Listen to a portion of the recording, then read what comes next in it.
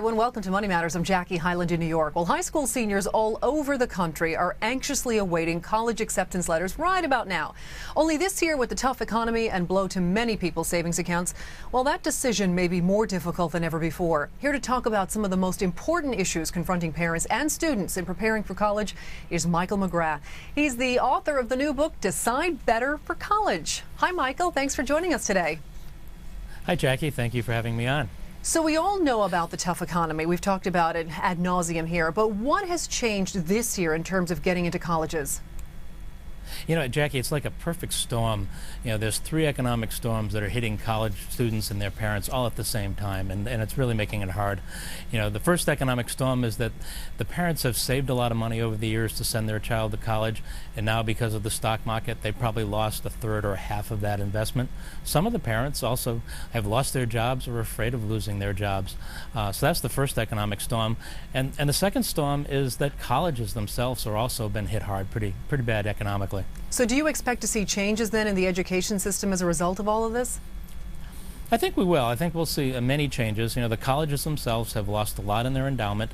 They have to cut back their budgets because they rely on their endowment for funding scholarships, for subsidizing operations, and the school systems, particularly in the college universities and state colleges, have been hit hard too by budget cuts. University of California system just lost $450 million in their budget. So all colleges are having to cut back at the same time students have more increased need. And I think this will see a big restructuring of colleges. So is the government then doing anything to help students right now financially? Some. I think shoring up the financial system will help on loans for a while. Also, there are student government loans that are available for students. But I think it's really going to be up to parents and their children to make the right decisions. And going to college is more important than ever right now. So they just have to work harder at it, I think. So you have actually broken it down for us into 5 tips for deciding better. And I want to go through these tips with you right now. And the first thing you say is, don't screen a college on a sticker price. What do you mean? Most parents get scared by the sticker price of the college, but in fact, most students do not pay the sticker price for that college. They get financial aid in one form or another. So I tell parents, don't make the decision on what college to attend until after you've gotten all the financial aid from that college. And even go back and negotiate financial aid.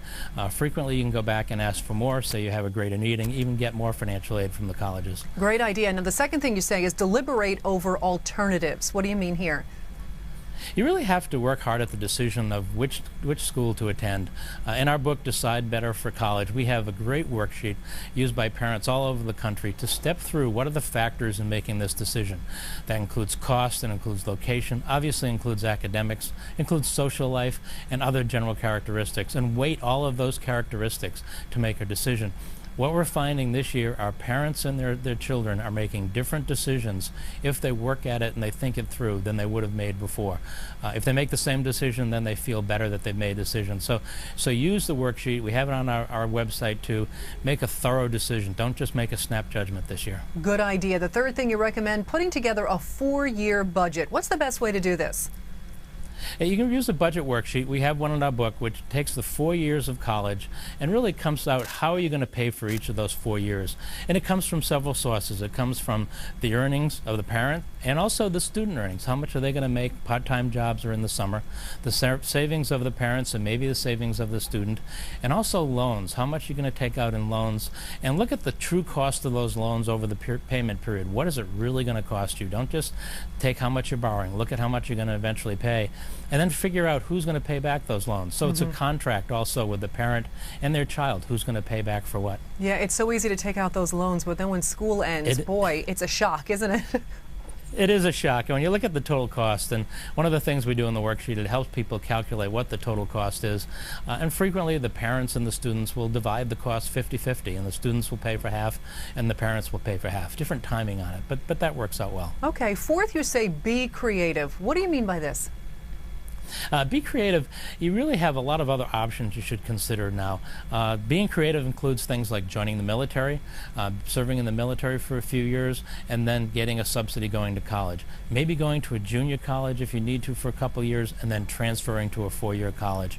All of those kinds of ways of being creative. Maybe starting in a top school, knowing you can't afford it for 4 years, but then trying to work to see how you can afford it after the first couple of years. So be creative in what you do. Don't just do the normal route. Look at different alternatives right now. And don't give up, right? And don't give up. Don't give up. Absolutely, Jackie, don't give up. And finally, you say, have a backup plan. And this one's pretty important, isn't it?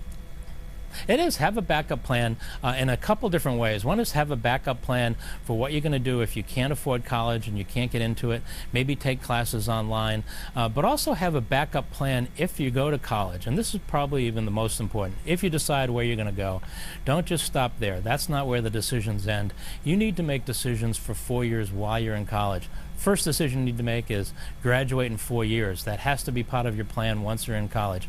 Most students, Jackie, don't graduate in 4 years. They take 5, 6, or 7 years. That's very much more expensive. Also, have a backup plan in terms of what major you're going to have so you can get a job when you get out of school. Those are the 5 things that we recommend to parents and their students. It's more important than ever to go to college this year, and they have to work hard at it. We try through Decide Better for College and our website and our books to give them some help in making those great decisions. Well, Michael, thanks so much for all this great information. It really was a pleasure speaking with you today. Thank you, Jackie, and hope people will make better decisions on college. I hope so. And for more on this topic, you can check out his book, Decide Better for College. We will have much more Money Matters for you in just a moment, so stay right there.